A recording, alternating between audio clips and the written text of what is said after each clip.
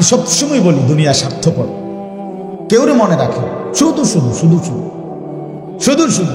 এই বাবা, শুধু শুধু মুরব্বী চাচা 60 বছর যেই মেহনত করে মাথার ঘাম পায়ে ফেলে সত্য মিথ্যা হালাল হারাম, সুদ ঘুষ চুরি দুর্নীতি, মিথ্যা ধোকা, অবৈধ উপার্জন, কিস্তি, ওজনে কম দিয়া ঠকাইয়া প্রতারণা করে 2 হাতে কারাকারি করে কামরা কামড়ি করে যেই দুনিয়া সাজাইলেন, আল্লাহর কসম এই দুনিয়া আপনার ভুলে যাবে, এই স্ত্রী সন্তান আপনাকে ভুলে যাবে।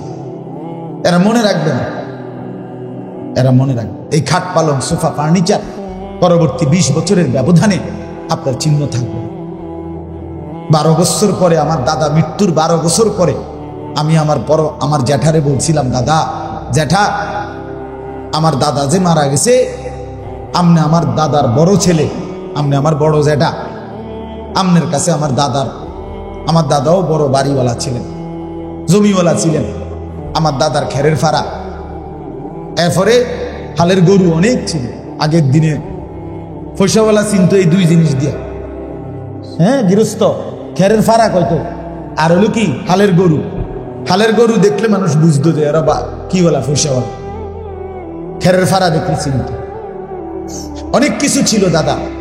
তা আমি বললাম, জ্যাঠা 12 বছর পরে এখন জ্যাঠা আমার দাদার রেখে যাওয়া স্মৃতিচিহ্ন হিসাবে আপনার কাছে আছে এমন কিছু আমার দূর দেখান। একটা নুনের বাড়ি, একটা চায়ের কাপ, একটা কাচের প্লেট, একটা কিছু, যে কোনো একটা কিছু আছে কিনা। কসম আল্লাহর, জ্যাঠা কাঁদা দিছে, চোখের পানি ফেলে বলছে, না ভাতিজা, তোরে দেখাইবার মতো আমার কাছে কিছুই নেই।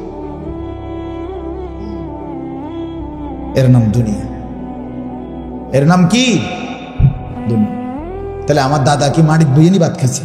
আমার দাদা ফ্লেটে ভাত খাইছে না? কথা বলেন না কেন? আমার দাদা কি নুন মাটির নিয়ে রাখছে? তো সেই নুনের বাটি কই, সেই প্লেট কোথায়?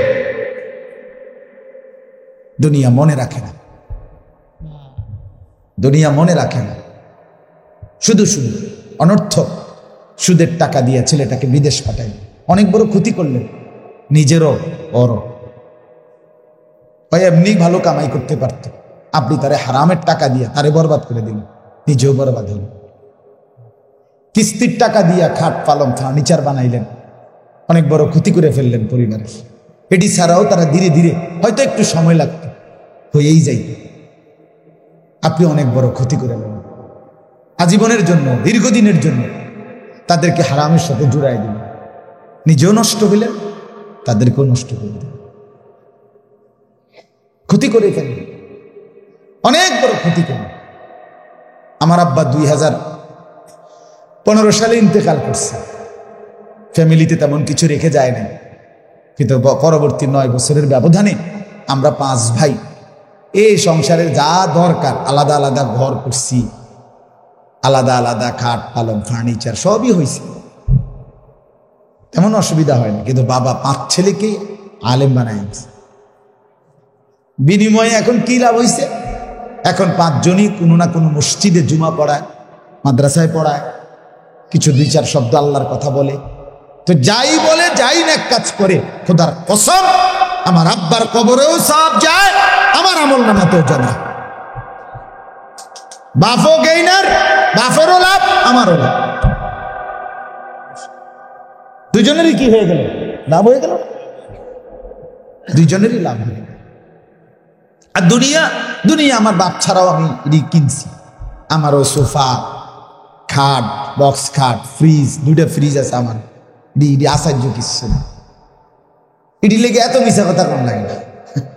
সোফা এক সেট বানাইতে আমার এই 60-70 হাজার টাকা লাগে, এটার লেগে এত বাটফারি করুন লাগে, এত সিটারি করুন লাগে না বেড়া, এত মিথ্যা কথা বলতে হয়। 3টা খাট বানানোর লেগে এত মিথ্যা কথা বলতে হয়, টাইলস লাগানোর জন্য এত মিথ্যা কথা বলতে হয়, এত চিটারি লাগে না? আমরা ভুল করছি, আমরা হায়াত, আমরা আমাদের জিন্দিগি, আমাদের সময় ইচ্ছা করে অনর্থক না বুঝে অবহেলা শেষ করে দিলাম। আজকে আপনাদের কাছে আমি কোরআনুল কারীমের 2 নম্বর পারা 2 নম্বর সূরা, দ্বিতীয় পারার দ্বিতীয় সূরা, সূরায়ে বাকারা। এই সূরার 185 নম্বর আয়াতের অংশ বিশেষ তেলাওয়াত করছে, একটু অংশ। মূলত খুব গভীর তাফসীর করা এটা আমার উদ্দেশ্য না, শুধু একটা অনুভূতি জাগানো উদ্দেশ্য। এই অনুভূতি জাগাইবার জন্য এতগুলো সময় কথা কইলাম। মূল অনুভূতিটা হলো, আমি আপনি প্রত্যেকে, আমার এই কথাটা আবারও মনোযোগ দিয়ে শুনেন, আমরা প্রত্যেকেই আমাদের এই হায়াত, আমাদের এই জিন্দিগি, আমাদের এই সময়কে সর্বোচ্চ কদর করা উচিত। কেন? আমাদের এই হায়াত, আমাদের এই জিন্দিগি ওয়ান ওয়ে, আমাদের জিন্দিগি ওয়ান ওয়ে। ওয়ান ওয়ে কি? তা একমুখী রাস্তা, এটারে কয় ওয়ান ওয়ে। অর্থাৎ এই এখন আধুনিক যে 4 লেনের রাস্তা, এটা হলো আপনি মনে করেন এদিক দিয়ে যাইতেছেন, এদিক দিয়ে গেলে এটারে ওয়ান ওয়ে, অর্থাৎ আপনাকে সামনেই যাইতে হবে, এদিক দিয়ে আর পিছাইতে পারতেন না। কথা বলেন না কেন? এদিক দিয়ে আর পিছাইতে পারবেন না, এটা আইনত দণ্ডনীয় অপরাধ। এদিক দিয়ে আর পিছাইতে পারতেন না। আপনাকে যদি আবার পিছনে আসতে হয় তো ইউটার্ন লইতে হবে, ইউটার্ন নিতে হবে, ঘুরে আইতে হবে, ঠিক কিনা বলেন না? তাইলে এদিক দিয়ে আর আপনি পিছাইতে পারতেন না। এটারে কয় একমুখী রাস্তা, ওয়ান ওয়ে। ঢাকা শহরের সব রাস্তা ওয়ান ওয়ে, এখনকার 4 লেন রাস্তা ওয়ান ওয়ে রাস্তা, মানে একদিক দিয়ে যাইতে হবে, এদিক দিয়ে যাইতেই হবে, শুধু এদিক দিয়ে পিছাইতে পারতেন না। আমাদের এই হায়াত, বন্ধু যুবক তোমাকেও বলি, বাপ মুরব্বী আপনাদেরকেও বলি, পর্দার আড়ালের মা বোনদেরকেও বলি, আমাদের প্রত্যেকের জীবন আমার আপনার ওয়ান ওয়ে, অর্থাৎ আমরা কেবল সামনের দিকেই যেতে হবে, আর কোনো দিন আমরা আজকের দুপুরে ফিরতে পারবো না। কথা বলেন না?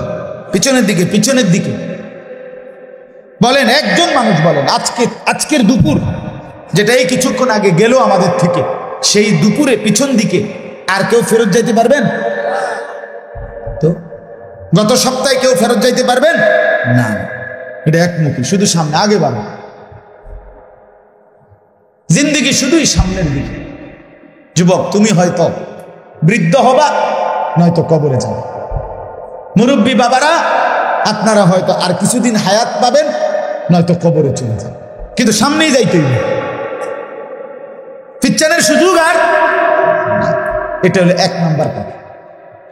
2 নাম্বার কথা, সবাই তাকায়েন, এদিক সেদিক তাকায়েন, ওই ভাই হাসো না, সাবধান, একজন আরেকজনের দিকে তাকায় না, তুমি আলাদা দেখো, অসুবিধা হলে চলে যাও, আমার কোনো আপত্তি নেই, আলাদা শুনতে হবে, আলাদা আলাদা শুনলে বরকত হয়। আমার দিকে তাকাইয়া শুনে, আমার কথা শেষ, আমি গুছিয়ে ফেলতেছি কথা।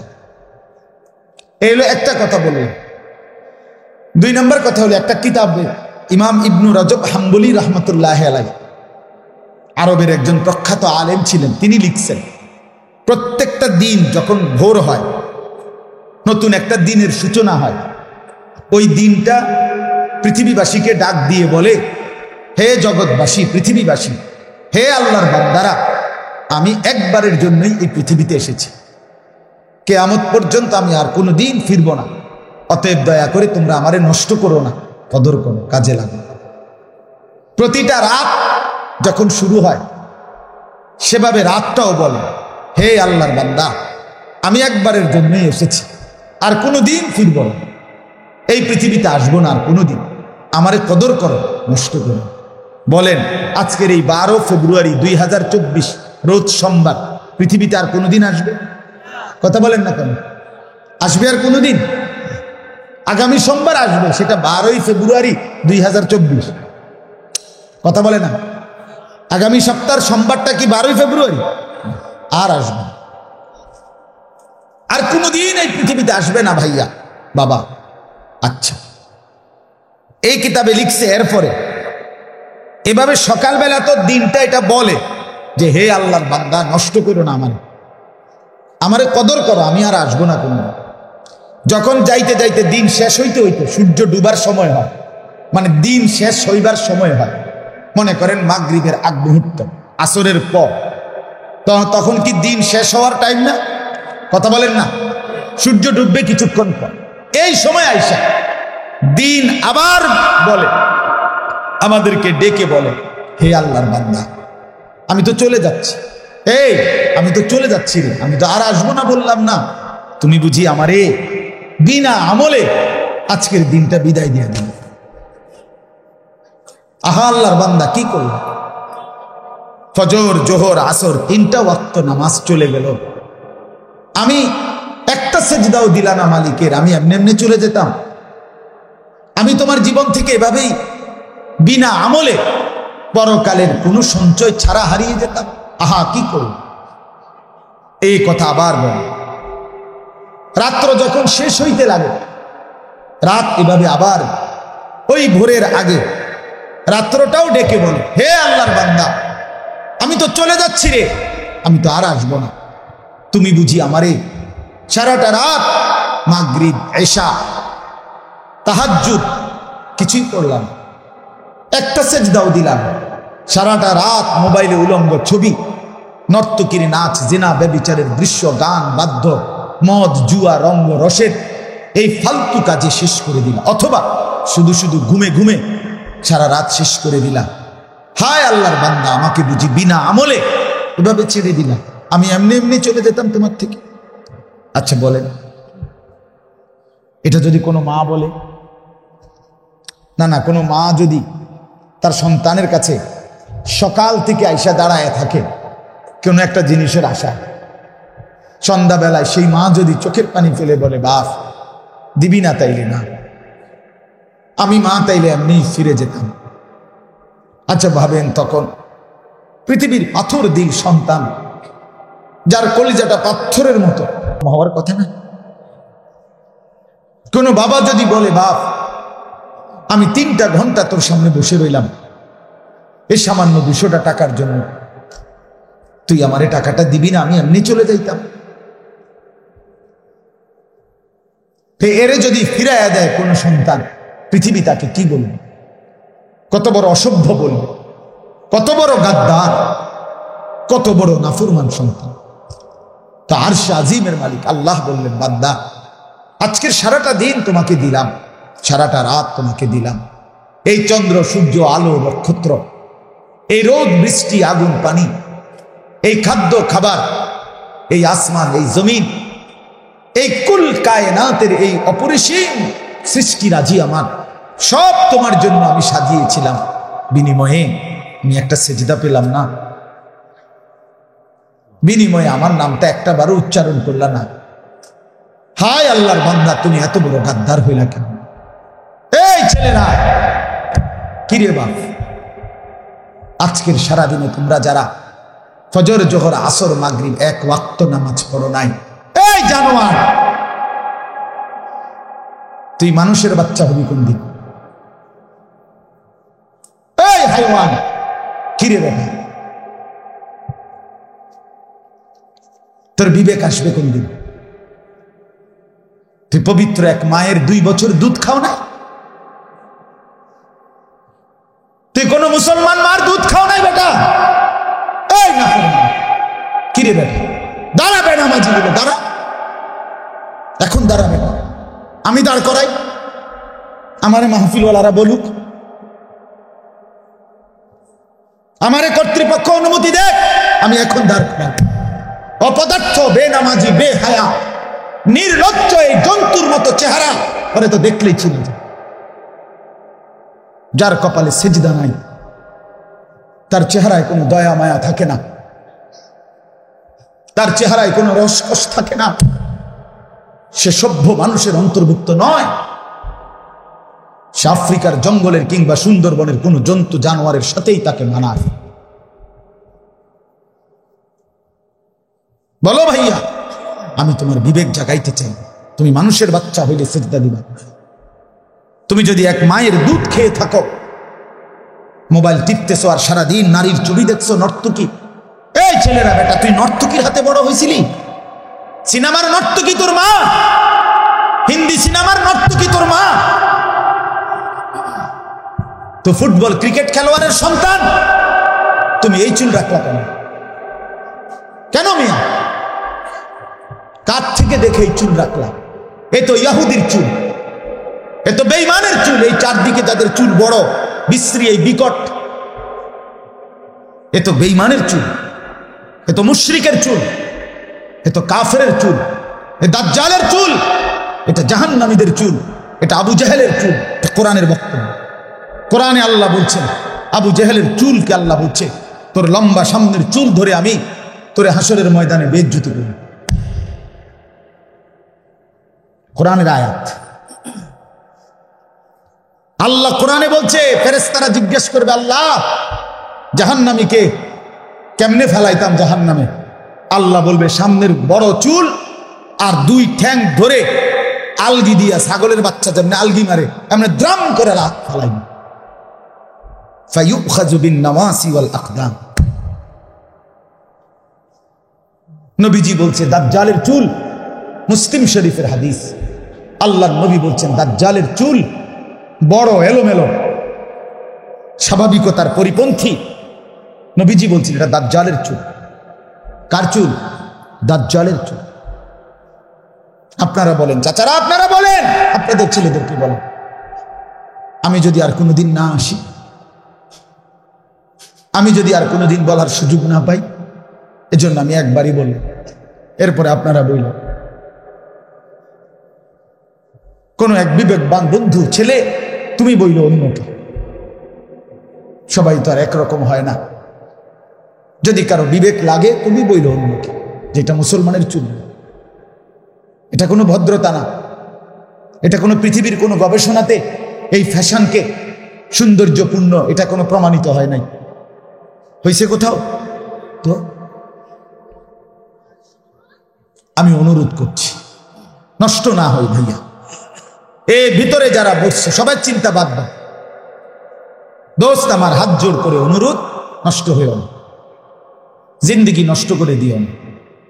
তু আগার মেরা नहीं बनता না बन अपना तो बन। সৈয়দ আবুল হাসান আলী নদভী বলছে, তুমি আমার জন্য কিছু না হও, এই দেশ জাতি সমাজ এই পৃথিবীর কোনো উপকার যদি নাই করতে পারো, ঠিক আছে করো না, নিজের ভালো তো করো, আপনা তো বান, নিজের ভালোটাও করবে না। এই অনবরত মোবাইলের ছবি তোমারে কোথায় গিয়ে পৌঁছাবে? দিবা নিশি নারীর আড্ডা তোমারে কোথায় গিয়ে পৌঁছাবে? প্রতিদিন 8-10 ঘন্টা এই সমবয়সী বন্ধু যারা এক ওয়াক্ত নামাজ পড়ে না, যারা পেশাব করে পানি নেয় না, যাদের মুখের কথায় কথায় মা বোন নিয়ে গাইল্লায়, অসভ্য নোংরা বিশ্রী কুকুর বিড়ালের চাইতে নিকৃষ্ট যারা অশোভনীয় জিনা, ব্যভিচার, অসভ্যতা, বেহায়াপনা, অশ্লীলতার নারীকে কেন্দ্র করে কথা বলে, এই জানোয়ার স্বভাব, এই শয়তান ইবলিসের সাথে চলে তোমার গন্তব্য কোথায়? এত শয়তান। দুপুর 3টা বাজে বাইর হইয়া রাতের 11টা পর্যন্ত 8 ঘন্টা যার লগে আড্ডা দিলা, অথচ একটা বার যে এক ওয়াক্ত নামাজ এর কথা বলে নাই, এ তো বন্ধু নাই, এ তো শয়তান, এ তো ইবলিস, এ তো ইবলিস, ইবলিস। আমি গত 2-3 দিনে, 3 দিনের মধ্যে মনে 2 বার আমার জামাত দেরি হয়েছে। আমার ড্রাইভার আজকে আমার বলতেছে, হুজুর আজকে কিন্তু 2-3 দিন জামাত দেরি হইতেছে। আমার ড্রাইভার আমার মনে করাই দিছে। আমি বলছি না, ঠিক আছে, সঠিক বলছো। সঙ্গী এমনই হবে, সে আমার ড্রাইভার কিন্তু সে আমার সঙ্গী।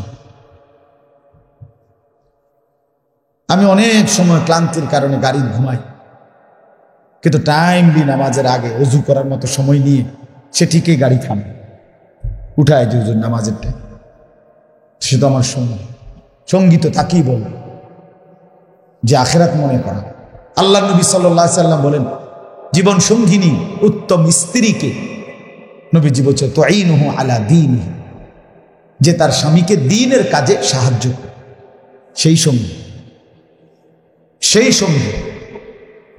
মাসালুল জালিসিস সালিহ কাহামিলিল মিস্ক, নবীজি বলছে উত্তম সঙ্গীর উদাহরণ কেমন? আতর বিক্রেতার মতো, যে শুধু সুগন্ধই দেয়। আতর বিক্রেতা না কিনলো, আপনি তার দ্বারে খাড়াইলো, হ্যাঁ আপনি কিনবেন না, ঠিক আছে, যে কোনো একটা বোতল থেকে খুললে আপনার একটা ডলা দিয়ে দিন, ঠিক কিনা বলেন না?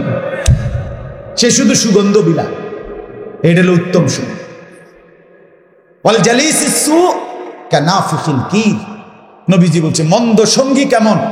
নবীজি বলছে কামারের দোকানদার, কামারের এখানে হাফর টানে যে তার মতো। হাফর মানে কি আপনারা কি কোন এমনি এমনি এটা টানে যে হাওয়া দেয় যেটা দিয়ে আর কি, মানে যেটা দিয়ে কয়লাটারে লাল বানায়। কামারের দোকানে লোহা ফেড়ে যারা, তারা একটা এমনি টানে না একটা এটা টানলে যত হাওয়া আসে এবং ওই কয়লাটা কি করে আংরা লাল হয়, হ্যাঁ আগুনের তাপ। এই নবীজি বলছে এই বেড়ার মতো হইল মন্দ সঙ্গী। মানে কি? মানে এ বেড়ার কাছে গেলে প্রথম আপনার অভ্যর্থনা জানাবে ধোঁয়া দিয়া। ধর বিড়িটা বিড়িটা বিড়ি, কথা বুঝেন নাই? 2 নম্বরে নবীজি সাল্লাল্লাহু আলাইহি ওয়াসাল্লাম বলছে বেশিক্ষণ যদি তার লগে বসো হয়তো তোমার কাপড়ের কোনা, লুঙ্গির কোনা, চাদরের কোনা, কোনো না এক কোনা ওই কয়লার মধ্যে কি করে দিছে, পুরা দিছে, মানে তোমার ক্ষতি করে। নবীজি বলছে মন্দ সঙ্গী এমনই হবে। পৃথিবীতে যে এখন বিড়ি খায়, আপনি যেই কোনো বিড়ি খাও না কারে 90 বছরের বুড়াও যেটারে যদি আপনি কোন যেটা একেবারে আল্লাহ দোয়ায় কোরআন সামনে কোন প্রথম বিড়ি কি আপনি নি শুরু করছেন? না হইস না রে ভাই। দাদা আমার লগে এক বাটফারা ছিল, আমি কত মানা করছি, তে আমার জোর করে আস্তে আস্তে এই 2টা টান 3টা টান দিতে দিতে অনার এই বদ অভ্যাস থাকতে দিল। অসৎ সঙ্গী, ঠিক কিনা বলেন না? পৃথিবীর যেই কোনো নেশাখোর, মদখোর, গাঞ্জাখোর, ফুট্টাখোর, বাবাখোর, ডাইলখোর, এই অসভ্য হারামিরে জিজ্ঞেস করেন তুই কেমনে শুরু করলি ডাইল খাবি? নেশা নিজের থেকে। একদিন ঘুমের থেকে উঠতে হেতে নিজে নিজে মদ খায় না, না কোন অসৎ বন্ধু তারে আস্তে আস্তে কি করে দিছে, এই অন্ধকারে ঢুকাই দিছে। নারীর আসক্ত যত যুবক তাকে কেউ না কেউ বন্ধু এই দুষ্ট বাজে নোংরা কথা বলে অন্ধকারের রাজ্যে ফাঁসায় দিছে। এই জন্য বন্ধু বড় সাংঘাতিক, বড় সাংঘাতিক। অনুপযুক্ত বন্ধু যদি নির্বাচিত হয় ক্ষতি। এজন্য আমি বললাম আপনাদের কাছে হায়াতের কদর করুন। এই আয়াত বোঝানোর জন্য এই কথাটার মূল কথা এটাই, আমরা কেউ আর ফিরব না পিছন দিকে, শুধুই সামনের দিকে। আর আমাদের সামনে শুধুই কবর, আমাদের সামনে শুধুই হাসরের মাঠ, আমাদের সামনে শুধুই মিজানের পাল্লা, আমাদের সামনে শুধুই আমাদের আমলনামা হাতে নেওয়া, আমাদের সামনে শুধুই ফুলসেরাত, আমাদের সামনে শুধুই জান্নাত কিংবা জাহান্নাম। আমাকে ওই দিকেই যাইতে হবে, ইচ্ছাই কিংবা অনিচ্ছায়, মানি কিংবা না মানি, বুঝি কিংবা না বুঝি, স্বীকার করি কিংবা অস্বীকার করি, চোখ খোলা রাখি কিংবা চোখ বন্ধ রাখি, রুগ্ন অসুস্থ থাকি আর সুস্থ সবল থাকি, হাসতে থাকি আর কাঁদতে থাকি, আমাকে পৌঁছতেই হবে আমার নির্ধারিত গন্তব্য কবর। ঠিক কিনা বলে?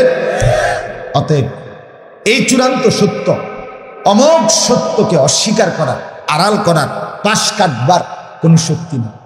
কারো কোনো ক্ষমতার বাহাদুরি, অহংকার, উদ্ধত্ত কিছু দিয়েই এই অমোঘ সত্য মৃত্যুকে, কবরকে, আখেরাতকে ঠেকানো যাবে না। যাবে? কথা বলেন না যাবে? অতএব দয়া করে হায়াতের কদর, সময়ের কদর করে জীবনটা কাজে লাগান, জিন্দিগিটা কাজে লাগান, সময়টা কাজে লাগান। আর এই সময় কাজে লাগানোর, জীবনটাকে সুন্দর বানানোর, নিজের পরিবর্তনের একটা সুবর্ণ, মোক্ষম, উত্তম, চমৎকার একটা সুযোগ আমাদের সামনে, সেটা হলো মাহে রমজান। এই কথাইটা করণের লেগে এতক্ষণ কথা বলছে, এই কথাই করবে। যদি কেউ বুঝে থাকি, যদি কেউ অনুভব করি যে আমার বদলানো দরকার, আমার ভালো হওয়া দরকার, আমার আখেরাত আছে, আমার মৃত্যু আছে, আমার পরকাল আছে, তখন এই একটা আওয়াজ হইলেই ওইদিকে তাকানোর তো কিছু নাই ভাই। একটা মাহফিলের পাশে এখান থেকে 2-4টা আওয়াজ হইতো না তো এটা কেমনে মাহফিল? বুঝলেন না কথাটা? মাহফিলের আশেপাশে তো আওয়াজ হইবে, এই বন, বিড়ি, চা, বিস্কুট, চটপুড়ি, চিৎকার, চেঁচামেচি, এর ভিতরে দিয়ে এই আখেরাত, এর ভিতর দিয়ে। আমি প্রথমেই বলছি না, এই যায় ঝামেলার দুনিয়ার ভিতরে দিয়েই আপনি আমারে পথ কইরা জান্নাতের দিকেই যাই। আমি আলগা দুনিয়া কই পাবো? কথা বলেন না, আলগা দুনিয়া পাইবেন কোথাও? বলে না, এমন একটা দুনিয়া আমারে দেন আল্লাহ, চোর ডাকাত কেউ নাই, বালা সব বালা। তো সব বালা হইলে আর এটা দুনিয়া, কিন্তু এটা তো জান্নাত। এই জন্য এর ভিতর দিয়েই গাফেল ফালতু এই মানুষগুলোর ভিতর দিয়েই আমাকে আমার পথ করে নিতে, আমাকে আমার গন্তব্যে যেতে হবে।